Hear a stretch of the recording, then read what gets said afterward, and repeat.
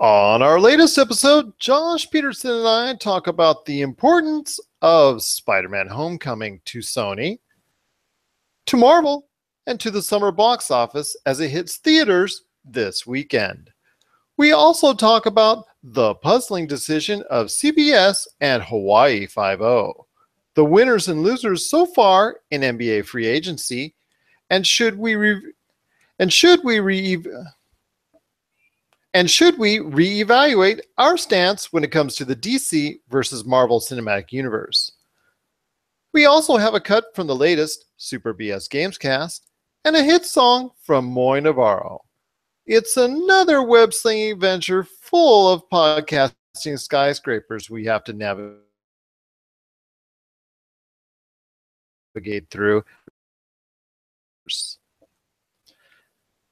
And we're back with another episode of the PCC Multiverse. My name is Gerald Glassford from Pop Culture Cosmos and Game Source. We truly appreciate you being part of the broadcast here today. I'm here along with my good friend. He's the man, the myth, the legend behind Humanity Media. It's Ed Sheeran. How are you, my friend? Good, man. Just got back from tour. You know, I'm a little tired, but you know, playing all of my hit songs. Like, what are my hit songs? You've got plenty. I listen Okay. to a lot of Sirius XM, let's just put it that way, and you're playing just, you know, whether Yeah, it's Castle on the Hill or, you know. Just... That's actually me singing on the radio, too. Okay. Anytime you hear it, it's actually me. Like, they just call me, and I put my phone up to my guitar, and I just start playing, you know? Fair enough, indeed. The reason why we say that, by the way, it's Josh Pederson from Humanity Media. He often gets mistaken for Ed Sheeran, and as someone who in his earlier years got constantly mistaken for Val Kilmer, all I can tell you is this: I'd rather have his paycheck, but anyways, or his residual. I mean, in all fairness, Top Gun, I mean, there are worse things you get compared to. I want the residuals. That's all I want is the residuals. That's all I don't, you know, people, you know, they've asked me to autographs, whatnot. Yeah, no. I just want residuals indeed.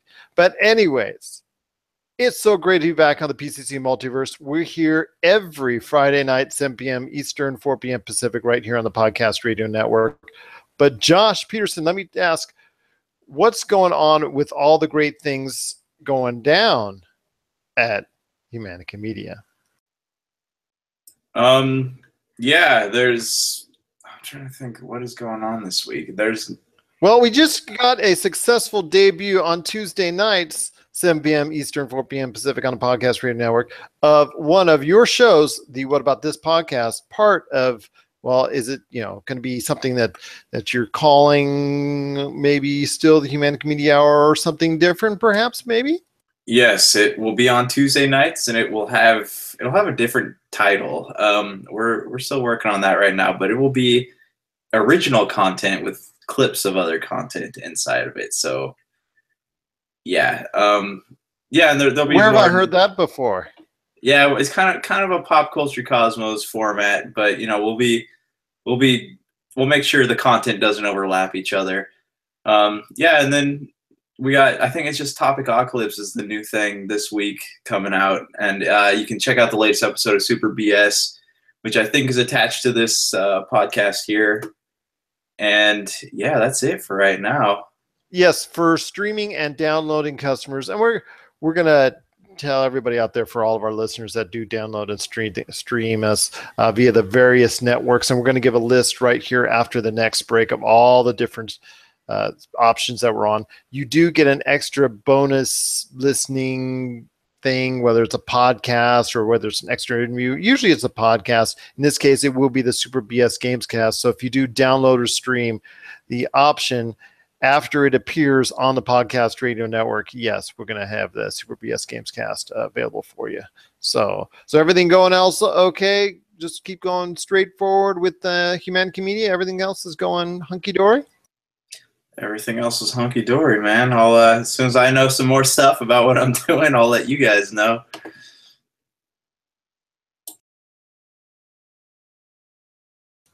All right, that's great indeed. Absolutely. Everything you can find out more at Humanity Media on Facebook and Twitter as well. Well, we've got a great episode lined up for you.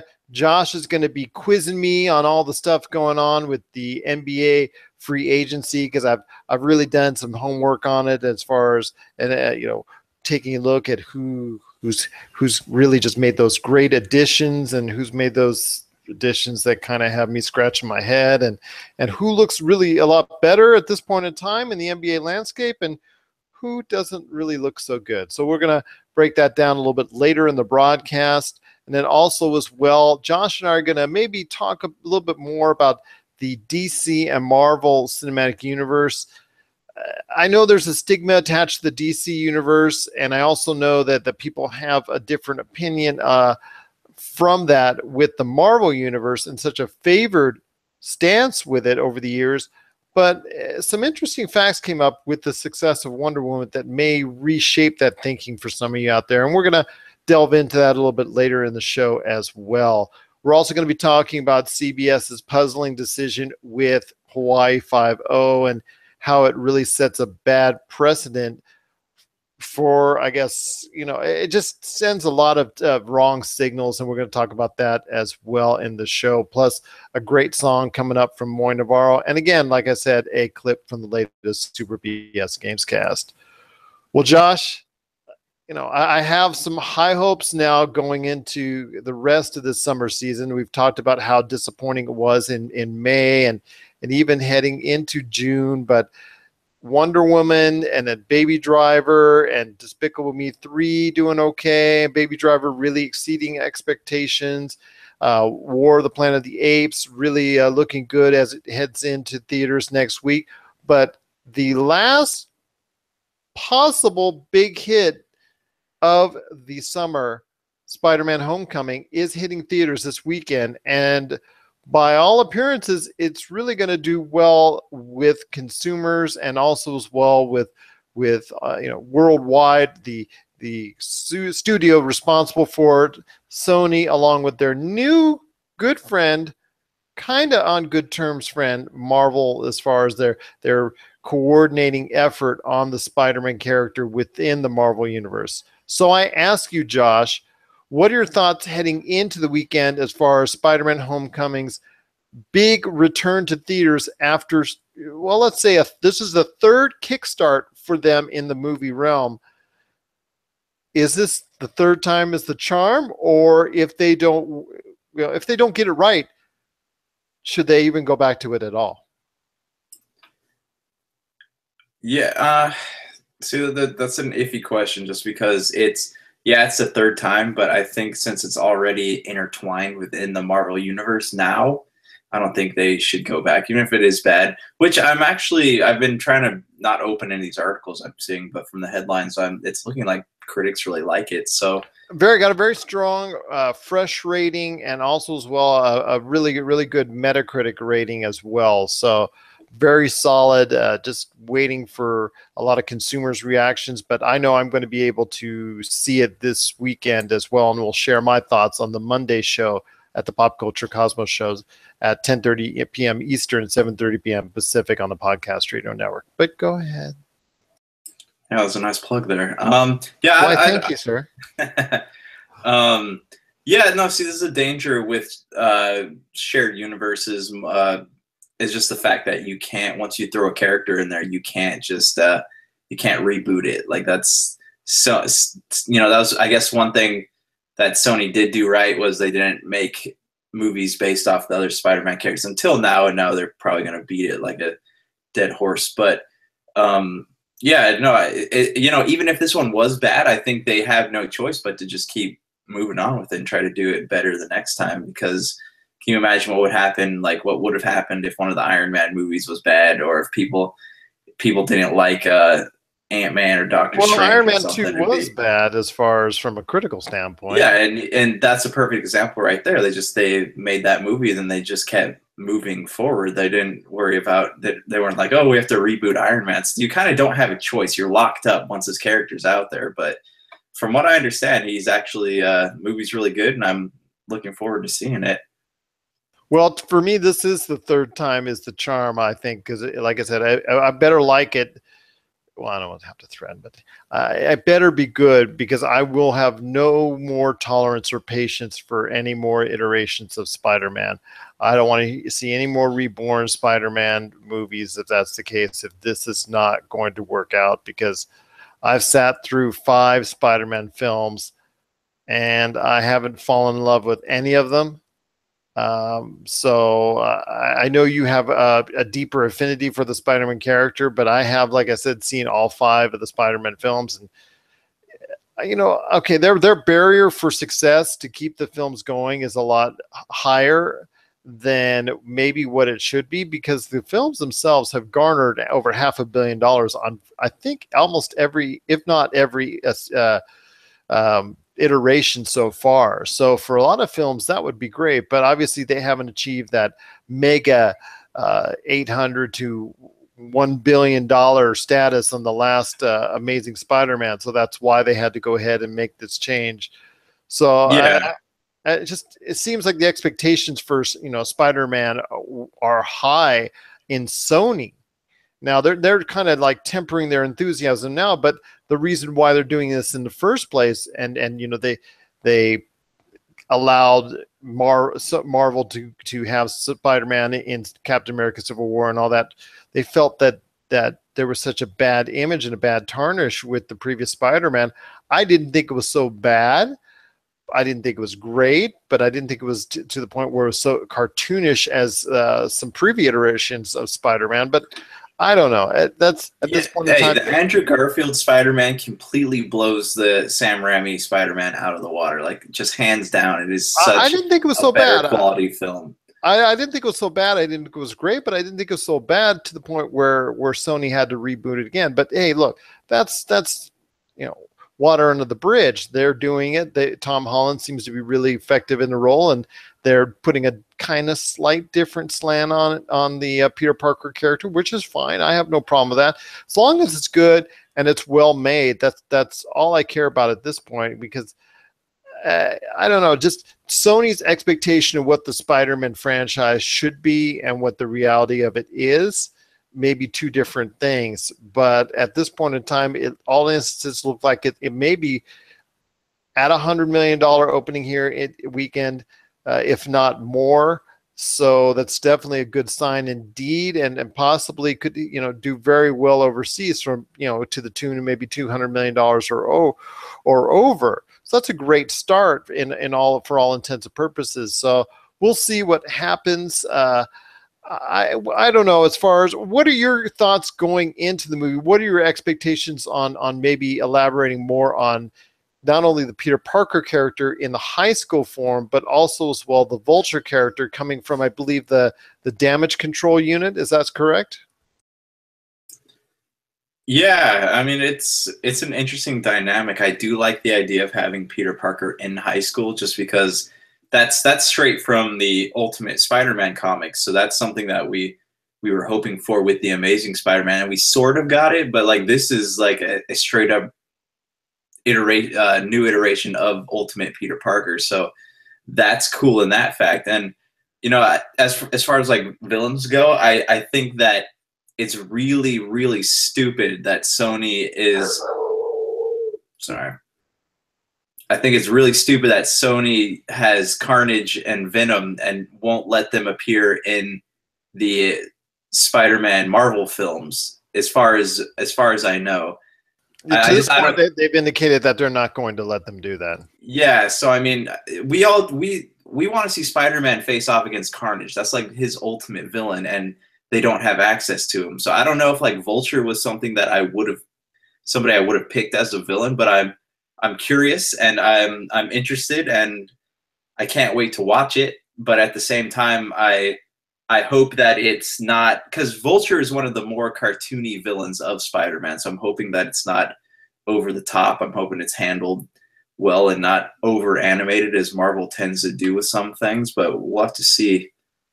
Well, Michael Keaton's been on a good run lately since Birdman, so definitely if anybody can do it at this point in time and not make it over the top and cartoony when it isn't warranted, maybe it's him. And what I was referencing to as far as damage control, because I've been reading and catching up on that this week, they even had their own comic series for a short period of time. I guess it is the team of individuals assigned to clean up after the superhero. Yeah, they were supposed to make a damage control or wrecking crew, they're sometimes referred to, but they had their own. They appear in the Ultimate Spider-Man comics quite a bit, but they actually had. They're supposed to have their own show on ABC, and then I remember the plans got scrapped for it. And that was yeah, and then but NBC did something similar to that in the world of DC, and then Yeah. it got canceled almost immediately. because it was probably portrayed in the wrong way. I mean, it's an interesting concept as far as how they're utilizing it. So maybe from that slant, it will be a more interesting piece. I just know from the Sam Raimi movies and also as well the Andrew Garfield movies, I've been disappointed by the villains themselves. We've remarked on the show often about the villains of the Marvel Universe not being up to snuff, but the ones in the Spider-Man universe, I'll be honest with you, really have been substandard as far as being represented on screen. Do you agree or not to agree to any extent? Yeah, they've taken some villains that were like a lot more violent and crazy in the comic books, like Whiplash, for example, and they kind of they do two things. They'll make them completely different from what we know from the comic books, but they really like tone down their violence, and that's one of the things, like, to me in the comic books that made them so scary was the fact that some of these guys are just completely unhinged. So Marvel hasn't done a great job with portraying some of them, but I'm hoping with like Thanos especially, like I hope they really capture like what he stands for. Well, in the previous iterations, Sony, I don't think has done a great job portraying some villains like Electro, Rhino. Yeah, and it's not because the actors. To me, the actors are just given the material to work with. Because when you have Jamie Foxx and you have several actors of note that are in there, I think the only one for me that has actually been of any real value on screen or have been very good is possibly the Sandman, and then maybe the first Green Goblin. Maybe that those two have kind of been the ones that have been kind of passable. What are your thoughts as far as maybe Willem Dafoe's Green Goblin, I should say? And then, like I said, Thomas Hayden Church, I think for Sandman. But has there been for you any highlights in the first 5 movies of Spider-Man, or are you just glad to finally get them out of the way and put them in the past and have this Spider-Man Homecoming come at a real good time?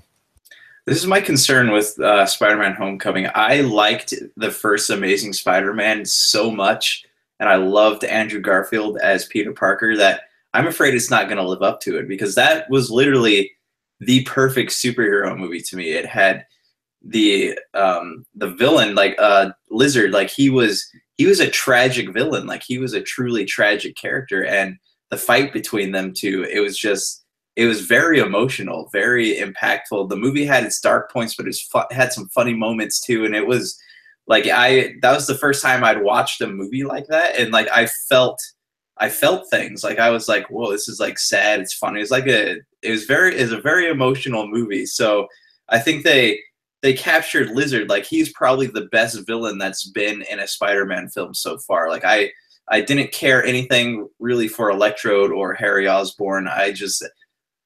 The Lizard, like that was the one thing that I don't think anyone's going to top for a really long time, is the way that Sony portrayed Lizard. But that is really, like, that movie was the only thing they did right out of the other 4.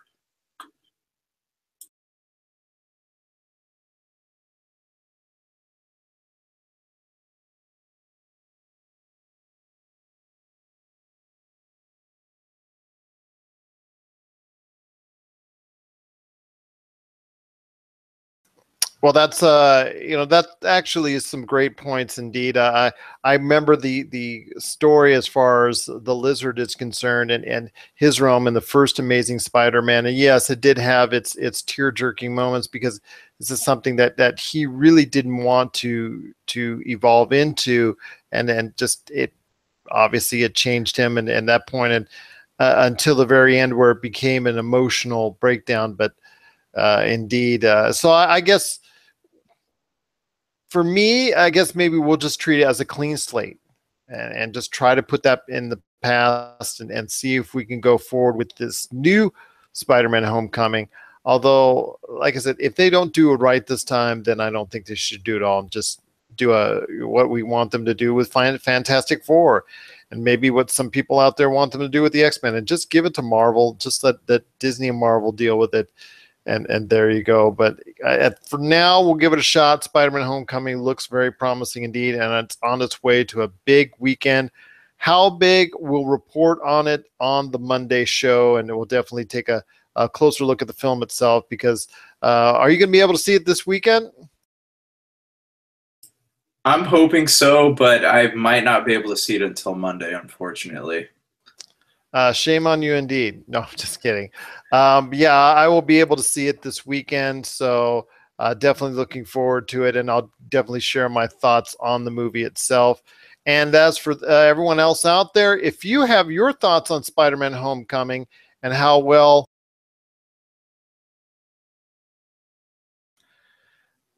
good you think the movie is going to be, or how good the movie is if you've gone and seen it already, share us your thoughts. Popculturecosmos at yahoo.com. Also as well, Humanican Media, Popculture Cosmos, and Game Source on Facebook and Twitter as well.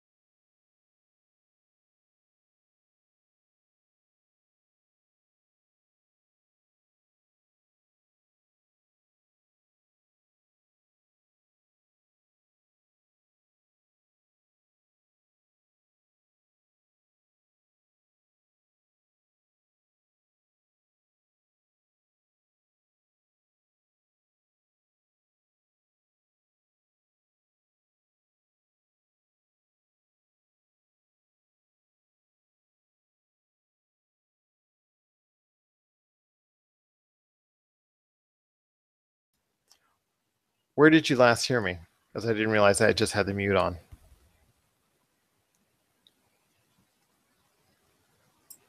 It's been a good 4 minutes. Were you talking in that time?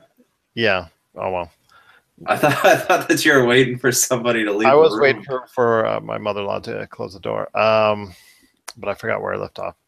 Okay. Did you hear me on air say Pop Culture Cosmos, Humanican Media, and all that? No. No. Okay. Well, if you have thoughts on the Spider-Man Homecoming movie coming out this weekend, and if you also have thoughts whether it's something you look forward to, or if you've seen the movie and you really want to share your thoughts on whether or not you liked it or didn't like it, well, let us know. Popculturecosmos at yahoo.com. Also as well, Pop Culture Cosmos, Humanican Media, and Game Source on Facebook and Twitter as well. Well, like I said, it's going to be a great episode we have for you tonight. Also, we've got going on like I said, the controversy with CBS and Hawaii 5-0, the NBA winners and losers so far in free agency, and then also our thoughts. Maybe we'll rethink the DC versus Marvel Cinematic Universe landscape. But first, we've got a great song coming right here from Moy Navarro. It's available on his YouTube page. Check it out. It's Reveal, and it's right now on the PCC Multiverse. And we're back with PCC Multiverse. My name is Gerald Glassford from Pop Culture Cosmos and Game Source. We truly appreciate you being part of the broadcast here today. I just want to tell everybody out there, if you cannot catch our first airing on the Podcast Radio Network, that's no problem. Whether it's the PCC Multiverse or the Pop Culture Cosmos show, you can check out our show available for download or streaming on the following networks: the Tangible Network, the ESO Network, the Gonna Geek Network, Player.fm, Overcast.fm, Ace Podcast Network, iTunes, Podcast.com, Stitcher, Mixcloud, Google Play, TuneIn, and I'll tell you what, and also if you want to go to our home site, popculturecosmos.wordpress.com, you can also check out our latest episodes there as well. And if you do stream or download those podcasts from those stations, hey, we're going to throw in some bonus material just for listening.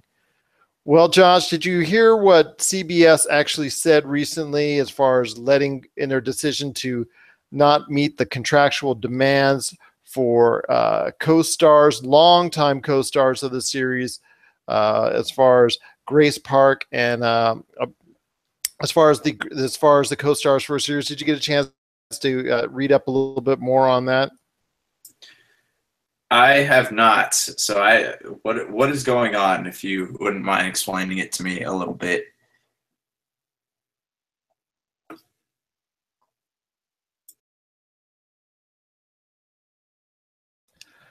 All right. Well, looks like in preparation for season 8, that stars, Grace co-stars. I don't know.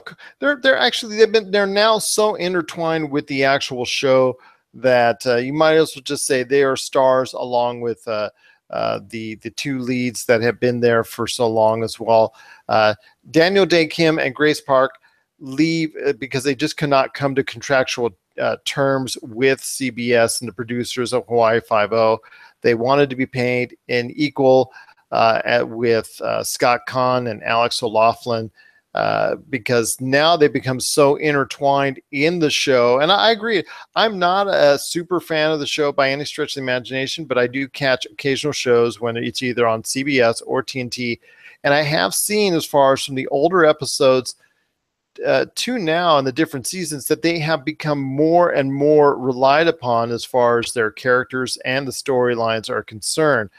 So much so that they've put both of them up in hiatus in the air as far as their characters concerned on things that they're going to be up and doing at the end of the last season. And now it looks like, it looks like definitely that their characters will not be returning, because they will not be returning, and they'll probably get some new actors in there. But I ask you, is this a case of more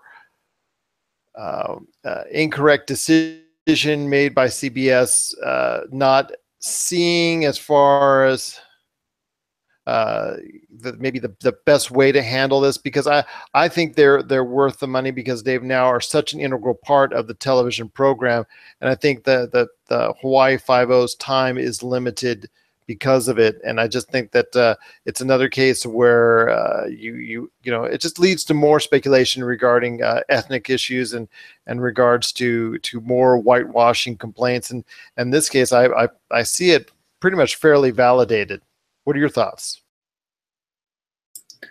Yeah, you have to be really careful of that these days. I haven't seen the show. I've seen the trailers for it, but like when you have characters, I mean, ethnicity or not, like when you have characters who become an integral part of the storyline and then all of a sudden they're just gone, they write them out in some weird way. Not only is it it's kind of offensive to the fans, but it's blatantly obvious in the ways that they do it, and it's sad. So it I guess it's a money thing is what it sounds like. I don't know if that's the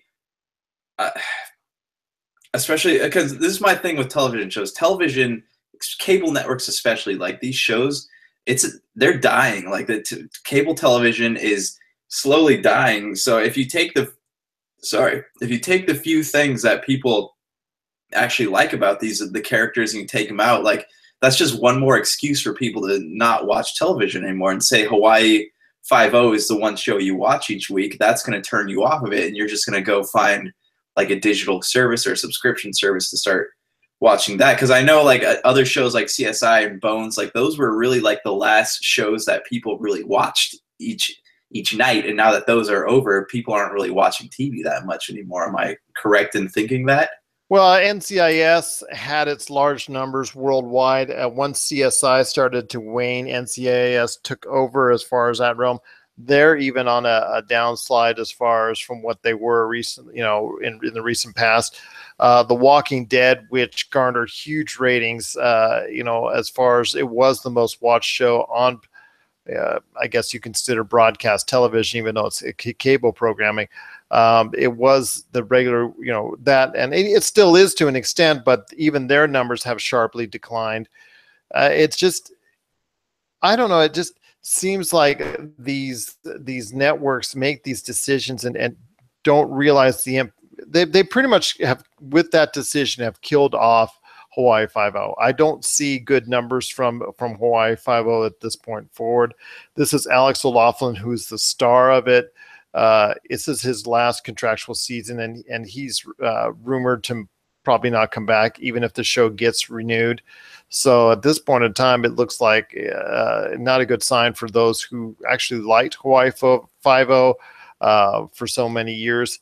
I don't know. It just, to me, it's like I said, a show I've not regularly watched over a period of time, but I have watched sporadic episodes, and I've seen the evolvement of those two characters in particular from where they were in the beginning and how much they were relied upon and how much on-screen camera time. You notice, if you looked at an old episode, you notice as far as how much is there and how much they're on screen, as opposed to now in the latest episodes that they're commanding and demanding so much more screen time as far as their characters are concerned. So it's definitely a very disconcerting to me indeed, seeing as how I think that they deserve equal pay as the other two actors that are on the show.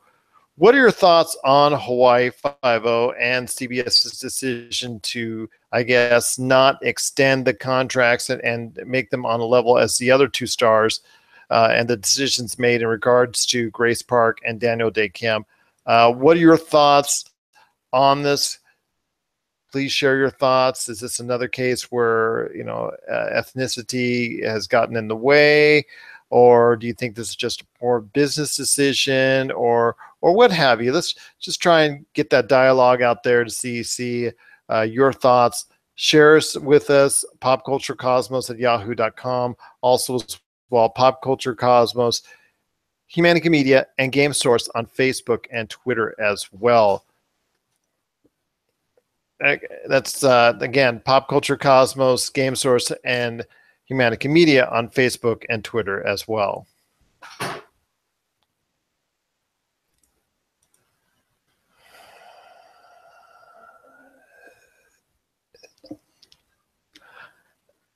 Need I digress?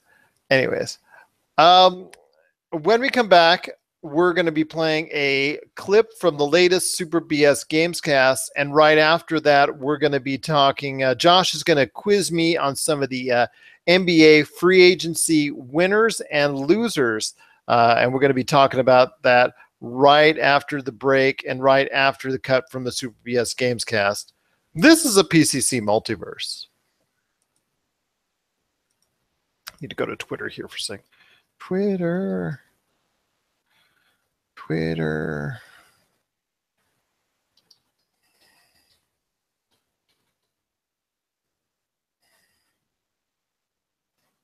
All right. on a second. Be right there. Okay. And we're back with the PCC Multiverse. My name is Gerald Glassford from Pop Culture Cosmos and Game Source. We truly appreciate you being part of the broadcast here today. If by any chance you miss out on this show, hey, it's no problem. We've also got Pop Culture Cosmos show every Monday night, 10:30 p.m. Eastern, 7:30 p.m. Pacific on the Podcast Radio Network. And we are also available for download and streaming on over 12 different streaming and downloadable channels, and that's all well and good. But we've also got a great new show Tuesday night, 7 p.m. Eastern, 4 p.m. Pacific. You share your thoughts on maybe you give us a little sneak peek of what's coming up on the Tuesday show, or do you want to just keep that in secret until it comes up for everybody out there? I'm actually recording new stuff specifically for the show, so I'm not 100% positive what's going to be on it. I know it's kind of like how the writers of South Park write the show literally 2 hours before it goes on the air, but it'll be some good stuff, so I promise you guys check it out. You'll love it.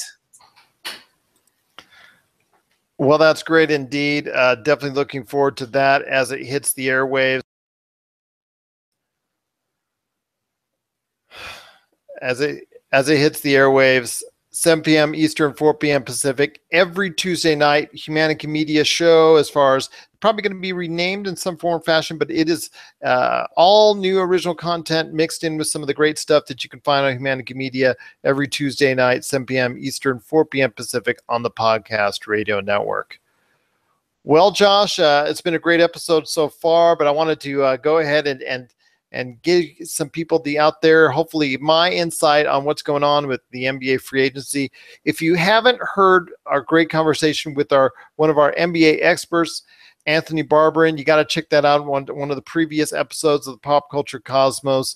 Check that out. And PCC Multiverse actually was last week, so you want to check that out. He had some pointed comments indeed as the just about ready to begin on free agency, but now that it's well underway, there's lots of decisions made as far as signings that have been done and agreements that have been made. Some of them are really, really strong, and it makes you go, really nice doing.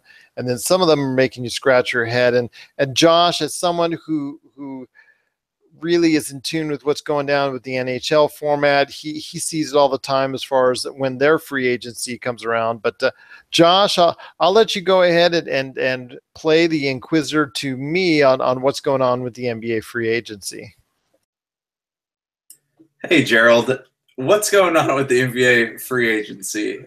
Well, who scored good this season in basketball? Tell us about it. Well, I will tell you indeed. And by the way, I want everybody to get a chance out there to check out all the great stuff that's going on with Inside Sports on their Facebook network. Indeed, Charles Smith is running a great program in there as well. So you want to check it out. And we got some great stuff cooking up indeed with that. So definitely looking forward to that indeed. But as far as NBA free agency, there's been a lot of great signings. I know 2016 was a banner year as far as for the salary cap as a whole, spiking up to a really high level, which caused a lot of teams, some of which were not the best teams in the world, but offering gobs of money to players that really didn't meet their standards. Obviously, the Lakers, who are near and dear to my hearts, obviously got burned not only once but twice.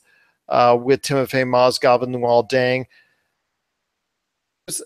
Saw that as far as last year and held their money back a little bit, although there was some good signings. Obviously, signing Steph Curry to a 5-year, $200 million deal. I mean, not signing him to that was definitely, he deserves that money and more, being the outstanding player that he is. But the Boston Celtics, it still hurts me to say this because, obviously that runs deep between Boston and the Lakers, but Boston Celtics obviously getting a coup in getting Gordon Hayward from the Utah Jazz, signing for 4 years and $128 million. That's a great signing, but is it enough to put them over the top as far as in the East? Not necessarily, because yes, they were the number one team in the East, but they still had a lot of work to get done because comparatively in the playoffs, when they were matched up against the Cleveland Cavaliers, they fell down. They fell down hard. They're a little bit more prepared, and especially if Cleveland gets some injuries, they could actually be thought of as a favorite. But at this point in time, they're still a little tick behind, so there's still more work left to do for Danny Ainge and the rest of the Boston Celtics. When we go about looking at some of the best deals that are out there, I think probably the best way to say it is the rich got richer. When you consider Chris Paul going to the Houston Rockets, yes, I know it's a trade, but as a trade he was going to facilitate via free agency. Him going in that mix, it's maybe not the perfect blend, but definitely when you have two talents like him and James Harden, that's definitely going to be something to look forward to. Obviously, Paul George getting traded to Oklahoma City. That was a great coup. And then everybody talks about Jimmy Butler going to Minnesota being a great coup as well. But when it comes to free agency, I think Golden State, the rich get richer because they had a lot of great signings by signing their own players that they some of them were rumored to be heading elsewhere for bigger contracts, but yet they were able to retain their core players, their first 7 players. In fact, their first 8 players off the bench were retained, and they also added Nick Young and Omar Caspi to the realm as far as additional 3-point shooting and solid defensive work indeed. So I'll tell you what, it looks even tougher this time around. And a lot of teams on the West really made out with Paul Millsap going to Denver and just the only team I could see in the West that didn't make out so far at this point was Utah, obviously losing Gordon Hayward, and that's 21 points off your scoring out there. So that's really going to be hitting them hard, and an all-star player that's moving east. Maybe you're seeing the landscape of everybody beefing up in the West with even the Clippers after they lost Paul, getting Danilo Gallinari and trying to see if they can load up with some talent in his stead. So definitely looking okay. Even lesser teams like Sacramento Kings getting some decent players at decent length contracts. Nothing too outlandish per se with George Hill, Vince Carter, and Zach Randolph, getting some solid veterans to hopefully get that young group, that young core indeed a little bit up and in the right direction. So the West really made out this year with a lot of quality signings. In the East, it's not so simple because after the Hayward signing, there's a little bit left to be desired. But some recent signings, which included signing Tim Hardaway Jr. for the Knicks, that for 4 years, $70 million plus. That's going to be a head scratcher. He did have a good year this year, but this is the same player who New York Knicks traded away in 2015 for a backup point guard. So definitely not something that I don't know, just kind of makes your head scratch a little bit, especially this late in free agency when you probably could have got him at a much cheaper price. Miami made some signings with Kelly Olynyk, James Johnson, and Deion Waiters, each for 4 years. So you're pretty much locked into a same core for 4 years that maybe at best could get you like a 7th or 8th seed, maybe not much higher. So I don't know why they locked themselves into mediocrity like this, especially with 2018 looking much better as far as free agency is concerned, with LeBron James, Russell Westbrook, Paul George, and so many others all possibly going back into free agency. So definitely kind of puzzling there on Miami's end indeed. And I don't know, just some it looks like the balance has shifted even farther west, and the Western Conference looks like it's going to be pretty tough to make it in the playoffs. As far as for the first 8 to 10 teams could really be very, very solid and could probably do very well if they were placed in the East. Right. So who do you think, if you're to say who won the draft, who would you say got out? Who won? Well, who won the draft? agency period and who won the draft? Well, as far as the NBA draft is concerned, I'd probably say the Minnesota Timberwolves for that draft night trade for Jimmy Butler. Anytime you can get yourself an all-star caliber player, that's an awesome move indeed, like they did then. With free agency, I have to say it's Golden State, by not only making themselves the same as far as the same championship team that they have, and they're bringing back virtually all the key players there. But they made themselves even stronger by adding in Nick Young, Swaggy P, and also as well Omar Caspi for some extra 3-point shooting, and those two will definitely be motivated since they were on losing teams, and especially in Omar Caspi's case, because he is the longest tenured player never to be in the playoffs. So to think he has a chance to get to the playoffs, much less the finals, he's going to be a very motivated player indeed. So, and a lot of times that's what it takes, whether in the last year of the contract or they're finally on a winning team after so long. You can see a motivated edge with some of these players from time to time, and I definitely think I might see that with Omar Caspi and Nick Young indeed. And I just, like I said, in this case, it's a rich get richer, and I guess to me, it's a murderous row of a lot of individuals. Although I will say San Antonio, which kind of stood pat on it for most of the free agency, made a highly questionable decision in signing Rooney Gay recently. That was for 2 years. Also, him walking away from $15+ million. That was a kind of a strange decision, only to get a 2-year deal for pretty much the same amount. So he lost out on that money.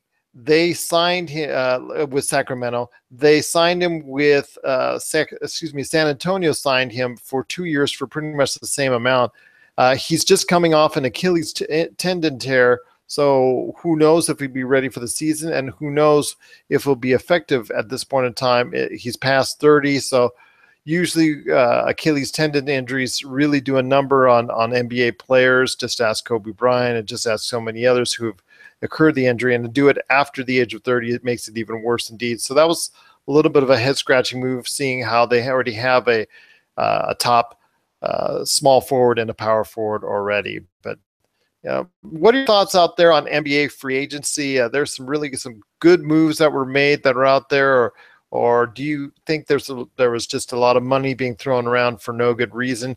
I don't think it was bad as last year. I think there was a lot of contracts last year that really made you go, wow, that was a total waste of money. And obviously it cost a lot of people their jobs last year with the kind of substandard performances that were made. And I think it's representative as such. But this year was a little bit better and a little bit more controlled. I think even some teams like the Lakers and Philadelphia are looking forward to, by signing, Philadelphia signed J.J. Redick for only a year, and also Amir Johnson for a year, looking for that 2018 free agency, and I think that's smart at this point in time for teams like that.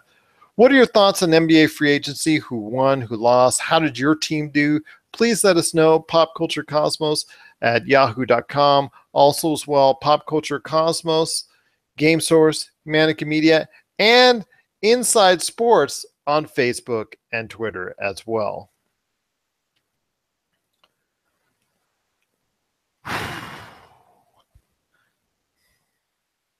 And that's the Super BS Gamescast from Humanica Media. Catch all their great episodes today on the Humanica Media YouTube, Podbean, and podcast.com channels. And we're back with the Pop Culture Cosmos. And we're back at the PCC Multiverse. My name is Gerald Glassford from the Pop Culture Cosmos and Game Source. We truly appreciate you being out there listening to us. We truly appreciate it. And once again, just want to make sure to let everybody know, on Monday nights, 10:30 p.m. Eastern, 7:30 p.m. Pacific, on the Podcast Radio Network, it's the Pop Culture Cosmos Show at the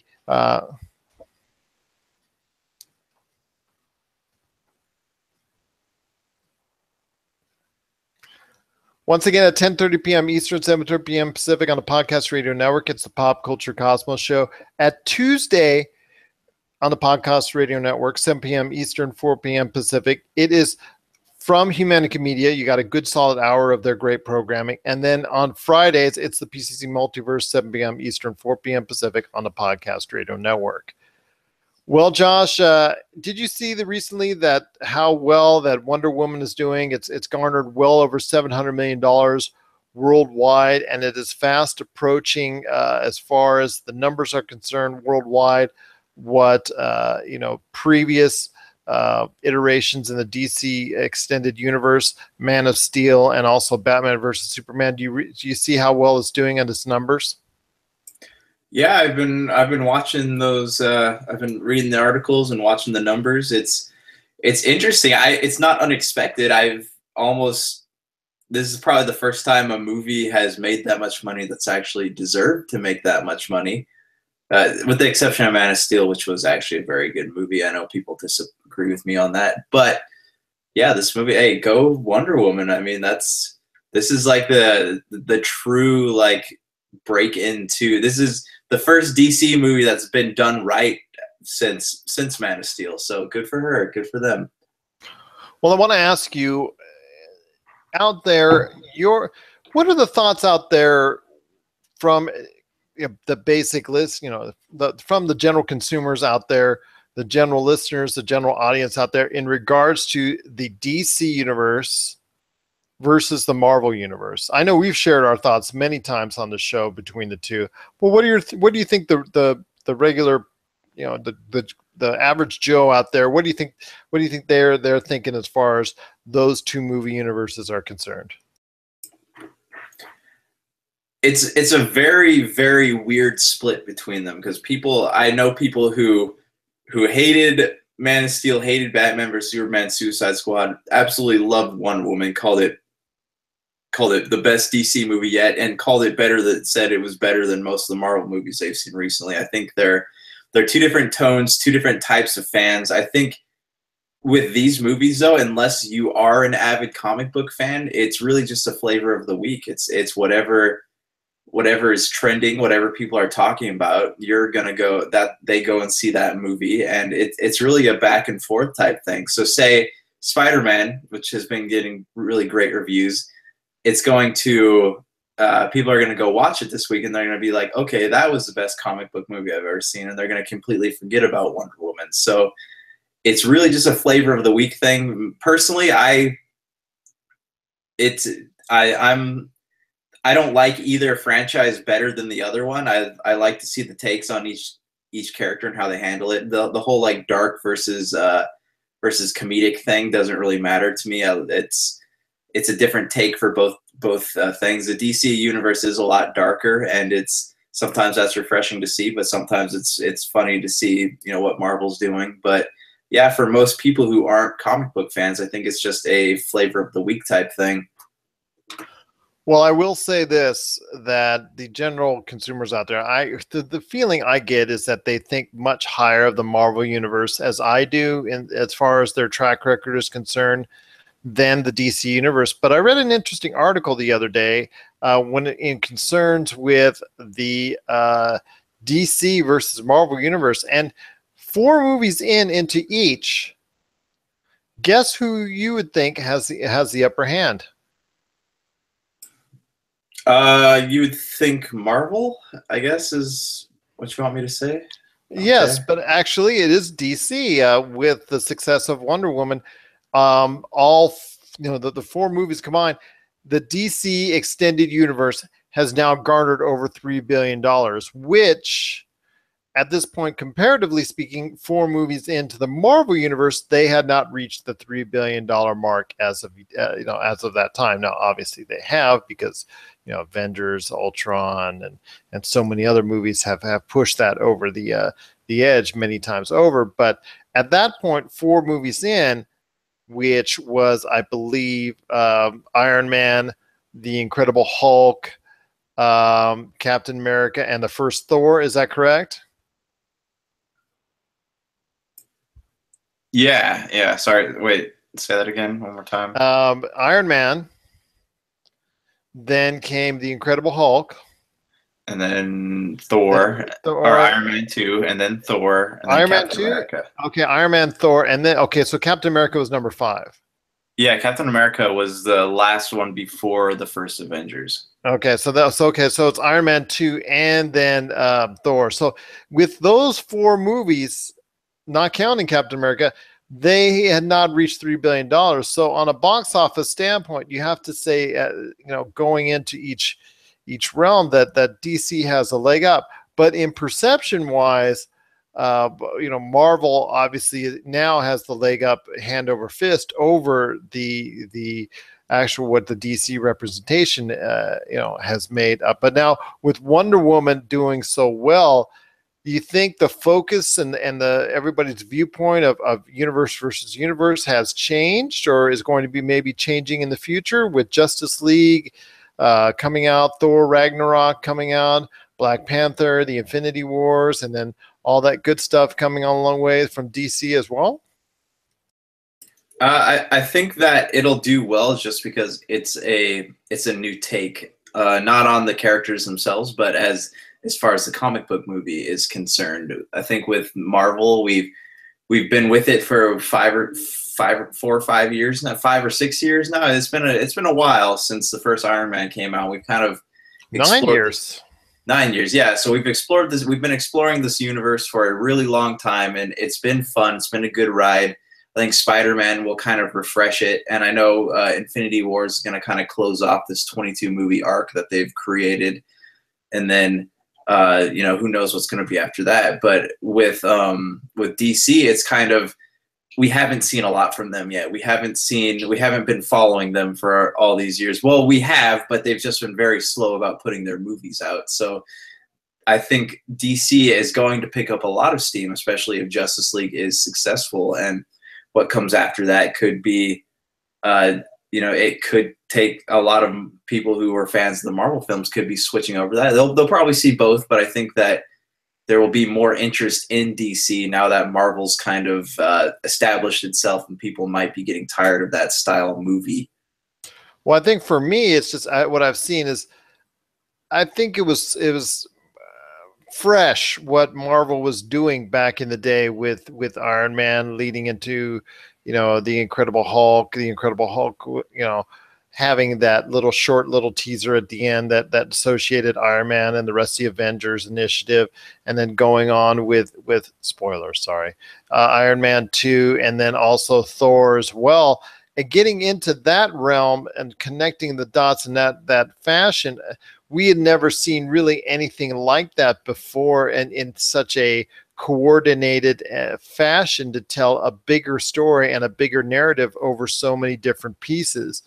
Now that DC is doing it, and at first, I know Man of Steel you said you liked, but at first had some real stumbling blocks, especially last year with Batman versus Superman and Suicide Squad, which set the series back so far as the DC universe. In fact, at some point in time, many people like myself were just saying to end it all at that point in time, because it looked like it was not going to work out. But the Wonder Woman has totally shaped my mind in a different fashion on where I think it could go, because Wonder Woman was such a nice fresh change of pace as far as from the rest of the DC realm. And I'm just looking forward to Justice League, a first time in a while that I've been looking forward to a superhero film like Justice League, and that's all a credit to Wonder Woman, because Wonder Woman's been so well received, and obviously they can check out our thoughts on it as well on previous podcasts and whatnot. So definitely it's a great sign indeed for the DC universe. We're truly happy that now that people have some great familiarity and want to actually go and see DC films. And when the truth comes out, box office numbers don't lie. It looks like at this point in time that DC might even have the leg up on Marvel 4 movies in. Now, mind you, that's 4 movies in. Now, talk about the rest of the series as a whole, that you got to give Marvel the edge, because they've been able to coordinate everything through the good and the bad, and certainly had its high points and low points, but definitely more high points than low points indeed. So definitely the Marvel Universe has is going to win out at this point in time overall, because they've done so well in the coordinating of all these movies together and trying to tie them all in, obviously leading up, like you said, to the Infinity Wars. So I'm definitely looking forward to that. And where will the Justice League go as far as, is that going to lead to even something bigger for them as well? We're going to have to check that out. Or are we going to, like, you know, it's been talked about with Cyborg and Aquaman and the Flash, more introduction movies from them before we get to something bigger. That's a possibility as well. What are your thoughts on the DC versus the Marvel Cinematic Universes? You want to hear your thoughts? Do you like DC now, or did you always like DC, or do you like Marvel still more than DC, or, you know, because it's going to be this ongoing battle in regards to this never-ending conversation in regards to which movie universe is better. Share us your thoughts, popculturecosmos@yahoo.com. Also as well, Pop Culture Cosmos, Humanican Media, and Game Source on Facebook and Twitter as well. And we do also want to share our condolences and our thoughts out to Stan Lee, obviously so integral part of Marvel Comics, who lost his wife recently as well. Want to pay our respects, and from everybody, Humanican Media, Game Source, and Pop Culture Cosmos, our deepest sympathies as well. All right, it's been a great broadcast indeed. Josh, any last thoughts on what's going on with Humanican Media or our show, what we were talking about? Any last thoughts on the way out? No, man. If you guys could do us a huge favor and go on iTunes and actually leave us a review, that would actually be incredibly helpful to us. If you enjoy listening to our show, which I hope you do. And subscribe if you like us. Yes, if you like us, subscribe so you get the latest podcast on iTunes or any one of our subscriber channels. But iTunes obviously is the big one and the most accessible, so that would be greatly appreciated. Yeah, and reviews are kind of the currency of the realm for us podcasters, so we would love to have a review from you guys. That would be awesome indeed. I don't usually like to ask for myself, but you know what? We do like to hear that feedback. I do like to hear that feedback, but I know a lot of people out there, when they're podcasting, like it's almost like they have to do it, or they feel like to. We just want to hear your thoughts. We won't fault you if they're bad, or really it does help us out if they're good, and what we need to work on and what we need to hear more of, or what kind of guests you want on our show, or what kind of topics you want us to cover here in Pop Culture Cosmos and the PCC Multiverse. We just really want to hear your thoughts, and the best way to do that is like go on iTunes, you subscribe to us, and then also just share your thoughts with hopefully a 5-star review and a review. But whatever your thoughts are, whatever your thoughts, we truly appreciate it, and it's definitely greatly thought of by us here at Pop Culture Cosmos and Humanican Media. So, for Josh Pederson, this is Gerald Glassford. It's another beautiful day in paradise here in the PCC Multiverse. We thank you for listening. And, I hope everyone has a great time going to check out Spider-Man Homecoming. Sling those webs out there. And here's hoping. Well, no spoilers. No spoilers. No spoilers. No spoilers in here. No spoilers, please. No spoilers. And here's hoping you have yourselves a great day.